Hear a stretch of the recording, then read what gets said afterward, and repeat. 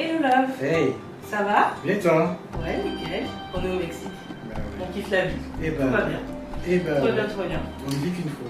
Alors, aujourd'hui, on se pose un peu devant la caméra pour répondre à des questions sur notre mariage. D'accord. En fait, après le mariage, tu sais, j'ai fait un article sur le blog, j'ai fait des vidéos YouTube et en fait, j'ai reçu plein de questions de pas mal de personnes. D'accord. Et du coup, je me disais, plutôt que de répondre individuellement à chacune, je me suis dit, autant faire une petite vidéo, comme ça on met tout à la suite, et puis c'est des questions peut-être que d'autres personnes éventuelles auront éventuellement. Donc voilà. Ok, le format let's do it. vidéo, c'est sympa. Ça marche. Oui, Ok. c'est parti.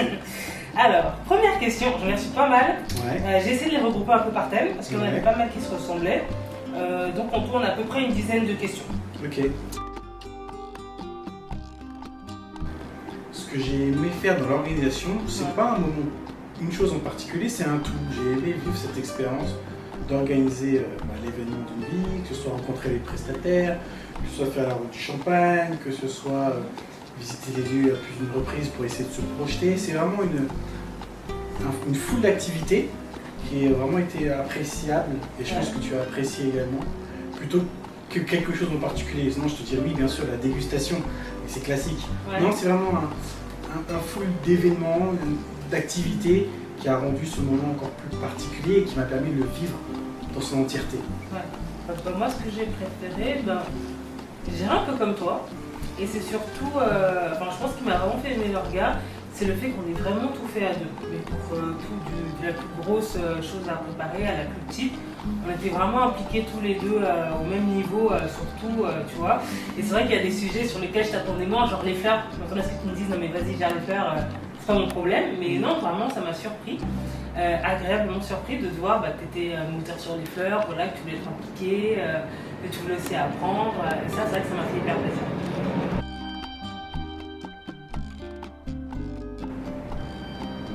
Qu'est-ce qui a été le plus chiant Dans la prépa. dans la prépa? J'ai envie de dire que notre mariage, on le prépare depuis 2020. 2020, Covid oblige, on a dû annuler, repousser et tout ça. Et ça a été chiant. Parce qu'on a eu une période de flottement qui fait que tu sais pas trop quand on va avoir ton mariage, dans 6 mois, dans 1 an, dans 2 ans. Ce flottement, ça t'empêche vraiment de te projeter et de dire ton mariage aura lieu à telle ou telle date parce qu'avec le Covid, première vague, deuxième vague, troisième vague, on ne savait plus trop où donner de la tête. Et ça, c'était la période un peu plus chiante parce que ça a troublé un peu notre organisation, j'ai envie de dire.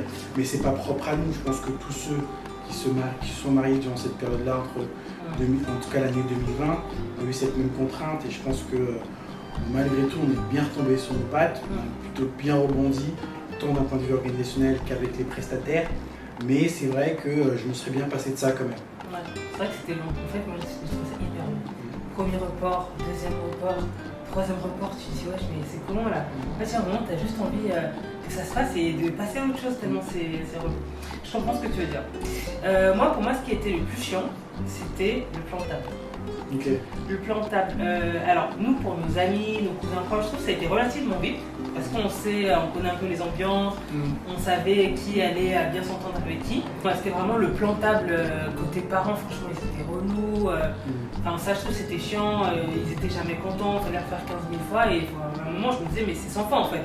En fait, on aurait qu'à dire, premier arrivé, premier service, ça soit, et puis voilà. Et au final, ça a été, mais le plan de table, c'est un truc qui m'a saoulé un peu. Et en plus, j'y repense, le jour J, la personne à qui on a confié la tâche de bien mettre les Big cartons. up, Serena. Merci Serena. Les cartons sur les tables, franchement, on a mal géré parce qu'en fait, nous, sur les cartons, certaines personnes, elles ont des surnoms, donc on avait mis les surnoms, mais sur la liste officielle, c'était le vrai nom et le vrai prénom de la personne. Et du coup, Serena, elle ne savait pas en fait. Elle ne pouvait pas deviner qui était qui, et la pauvre, franchement, je sais que c'était un gros moment de galère pour elle, un grand moment de stress, mais après ça, elle a géré. Donc, big up Serena, merci beaucoup. Le moment qui m'a le plus stressé, je dirais, c'est le jour J, c'est-à-dire, c'est un bon stress, attention, mais un peu d'appréhension, c'est le moment où je suis entré dans l'église, quoi. C'est-à-dire qu'il y avait tous mes proches, tout le monde, les yeux sont braqués sur toi, donc tu peux pas te cacher, quoi. Et ça peut être un peu intimidant, un peu stressant, Donc c'est ce moment-là, après bon, une fois que tu es lancé, mais tu appréhendes quand même ce moment-là où tu sais qu'on avait quoi, 230 invités à peu près. Donc c'est assez intimidant, c'est assez stressant, mais du bon stress. C'est pas du stress en mode j'ai raté mais ça justement c'était plus le ressenti du jour J. Ouais. Mais là c'est dans le stress plus par rapport à l'organisation. Est-ce qu'il y a un moment dans l'organisation avant le jour J où tu t'es dit là franchement c'est chaud? Ou pas? Non, encore une fois, parce qu'on a décalé le mariage de plus de 18 mois, du coup forcément on a pu s'anticiper des choses qu'on n'aurait peut-être pas eu le temps si on avait maintenu la date initiale. Donc non, j'ai pas eu de stress à proprement dit le jour J. On s'était capé pendant le process. Le seul stress que je peux dire appeler ça un stress, c'est être certain que nos invités qui viennent de l'étranger, en particulier du Congo, aient leur visa. C'est quelque chose que tu n'as pas comprise et c'est là que tu stresses davantage sur les choses dont tu n'as pas la main et que tu ne maîtrises pas. Donc c'est peut-être ce moment-là où je m'attendais à j'espère que mon cousin aura son visa, j'espère que ma tante aura son visa. Là c'était un peu stressant.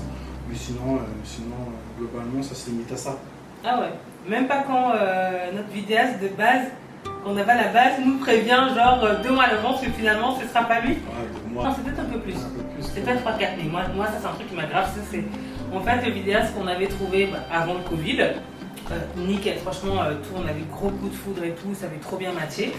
Et du coup quand il y a eu le Covid on s'est dit bon bah on reprend contact un peu plus tard pour relancer la machine, quand vous aurez votre date définitive et tout ça. Et au moment où on le fait, en fait, il nous annonce en fait j'ai déposé le bilan, donc ce sera pas moi, je pourrai pas. Et moi franchement j'ai paniqué. J'ai paniqué parce que déjà je me dis le délai était short quand même, c'est hyper short, je crois que c'était 4 mois. Peut-être, non? Ouais, je sais plus. Ouais, c'est peut-être 4 mais c'était pas 4 ou 5 grand max. Ouais. Et ça, j'ai trouvé ça hyper juste parce que déjà trouver un bon vidéaste, je trouve que c'est difficile. En plus, un vidéaste vraiment qui match, parce que c'est vraiment matché avec celui qu'on avait, moi j'ai vraiment kiffé. Tu vois, ça m'a vraiment fait flipper. Ça, c'était un gros stress. Et par contre, on a su hyper bien retrouver parce qu'on est passé par Ciné Waltan. Ouais. Putain, lui, mais gros coup de foudre, quoi. Franchement, son travail, il est incroyable. Incroyable. Ouais. Mais moi, ça m'a stressé quand même. C'était pas de notre fête, mais ça arrivait comme ça. Et puis, pour moi, c'était un gros truc à gérer. Enfin, j'ai peur qu'on ne trouve pas The Vidéaste. Ouais, c'est sûr. Moi, la photo et la vidéo, c'était les deux trucs sur lesquels je voulais pas faire l'impasse. Je comprends. Moi, je ne l'ai pas vécu comme ça. C'est un imprévu, comme il y en a tant quand on organise un mariage, je pense. Mais j'ai pas ressenti ce stress-là. Okay. Mais c'est bien, on a géré quoi. Moi, je dirais le fait que tout le monde, tous nos proches, t'en parlais tout à l'heure, qui sont venus du Congo, ont eu leur visa. Ça, c'est vrai, c'est quelque chose qu'on appréhendait un peu. Ouais. En plus, il y avait des profils où on n'était pas trop sûr que ça passe au niveau de l'ambassade. Mais vraiment, tous ceux qui sont venus du Congo, ils ont tous eu leur visa, c'était top. Ouais, c'est clair. C'est clair. Agréable surprise. Bonne surprise, non, c'est des petites attentions. De manière générale, c'est vrai que des personnes, des proches qui sont portés volontaires pour nous aider alors qu'on n'était pas forcément sollicités. Et que venant de leur fait, ça fait plaisir et c'est des bonnes surprises. Des petites attentions de prestataires, je pense notamment à notre gars de la sécurité entre guillemets, qui de lui-même, pourtant simple prestat, a mis dans l'enveloppe du mariage. Personnellement, deuxième bonne surprise, c'est le fait d'être allé chercher ma robe du soir en Turquie avec ma mère. Ouais. Parce que pour ma robe du jour, elle n'était pas là quand je l'avais choisie. Et c'est vrai que ça m'a fait quand même un petit truc. Et là, pour la robe du soir, le fait qu'on ait fait un voyage toutes les deux, qu'on soit allé la chercher, presque la dessiner ensemble, la finaliser, ça c'est vrai que c'était un hyper bon moment. En 48 heures. En 48 heures. Ma robe a été faite en 48 heures par une excellente couturière à Istanbul. Je pourrais vous donner ses coordonnées. Dans le lien en dessous. Et ouais, ça c'est un moment que je chérirai, je pense, longtemps. Le fait d'avoir fait ça avec ma maman. Comment on l'a choisi Je veux dire, il y avait 2 critères principaux. C'était la capacité d'accueil. On était tablé sur 230 ou 250 invités, donc c'est pas toutes les salles qui ont cette capacité d'accueil, donc ça c'était un critère important. Et après, je dirais son accessibilité. On voulait quelque chose qui soit relativement simple d'accès. D'autant plus qu'on avait beaucoup de gens qui venaient du Congo, l'étranger et tout. On voulait quelque chose d'assez simple, d'assez central, d'assez central Et aussi, je pense aussi on cherchait un lieu qui mixait à la fois le côté domaine, château, mais aussi un côté un peu moderne, un peu contemporain, qui est un peu à notre image. Et le lieu qu'on a choisi, je pense qu'il mixe assez bien les deux. C'est une vraie bâtisse historique, certainement classée, mais aussi avec une bonne touche de modernité. Et ce mix-là rend ce lieu spécial. Ouais, et je pense que ça aussi, c'était un de ces critères aussi qu'il fallait bien sûr que le lieu nous parle, qu'il ait du charme. Et ça remplit, j'ai dit 2 critères, mais en vrai c'est 3 critères. Et en soi, je pense que c'était un peu ça. Ouais, et puis je dirais aussi, on a eu un coup de cœur avec le proprio. Hein. Moi, je trouve qu'il était vraiment. Je sais pas, ça a vraiment matché tout de suite. Bon, on sait tous très bien pourquoi il était quand on était là. Hein. Lui voulait nous vendre son lieu, et nous on voulait nous vendre un lieu. Mais je trouve au-delà de ça, on a vraiment eu une relation amicale. Ouais, il avait une chaleur humaine, naturelle. Ouais. Il te met en confiance, vous discutez à bâton rompu. En se disant les choses aussi, parce que voilà, on a peut-être des souhaits, des choses qui ne cadrent pas avec ce qu'il peut voir habituellement. On avait en face de nous quelqu'un qui a fait preuve d'ouverture d'esprit, parce qu'on peut avoir des demandes qui sortent un peu hors du cadre, qui sortent un peu de ce qu'il peut connaître. Et donc lui a toujours fait en sorte de trouver les meilleurs compromis, de trouver des solutions. Et ça, franchement, ça nous a mis en confiance, ça nous a mis à l'aise, dans l'idée de faire le mariage de chez lui, et en tout cas dans son lieu. Et en ça, je pense que ça nous a vraiment aidé à rendre ce moment encore très bien organisé, à mon sens, et spécial.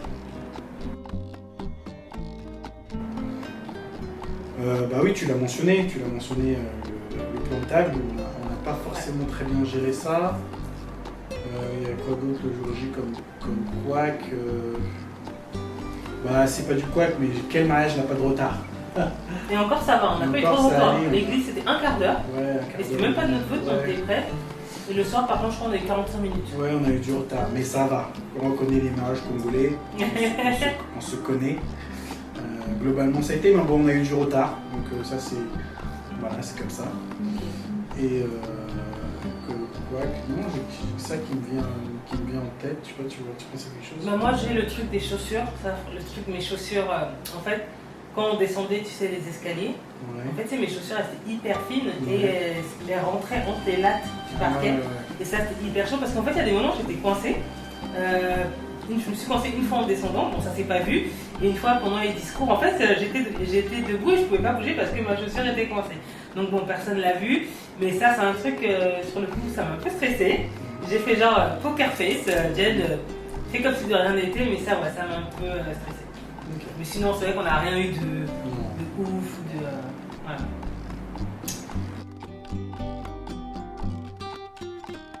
Je pense que je ne ferais rien différemment, mais je rajouterais.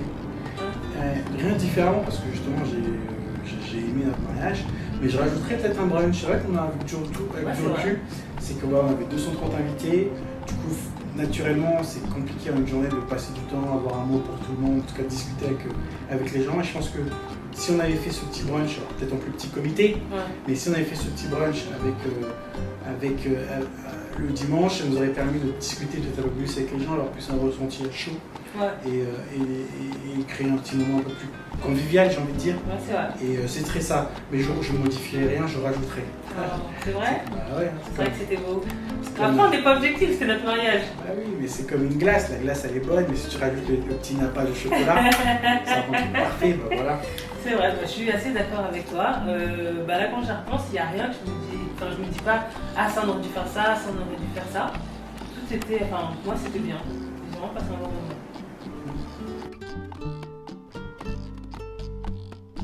Est-ce que tu as un petit conseil que tu aimerais donner pour les futurs mariés?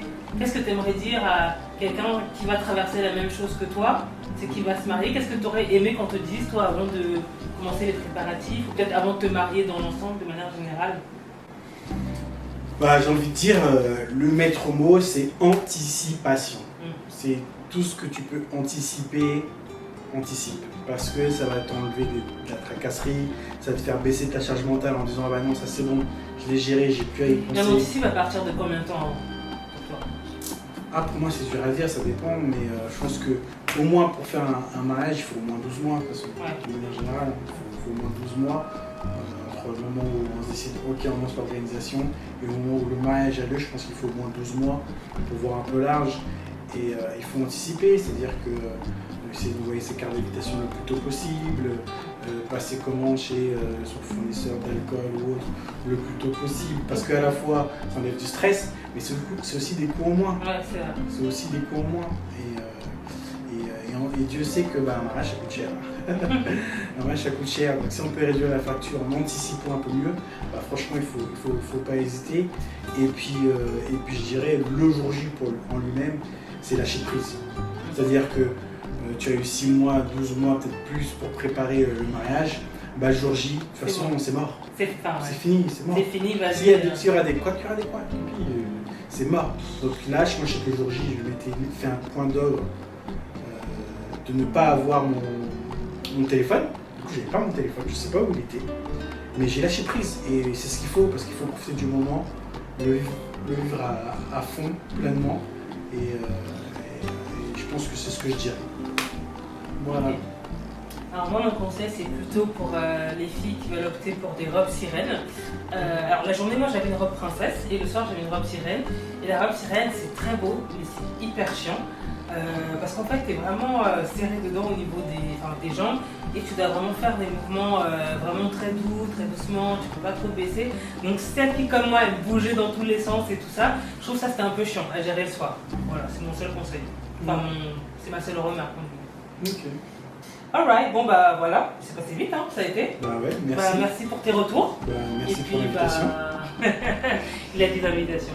Si vous avez d'autres questions, n'hésitez pas à vous envoyer un petit message, puis on répondra. Allez. Allez.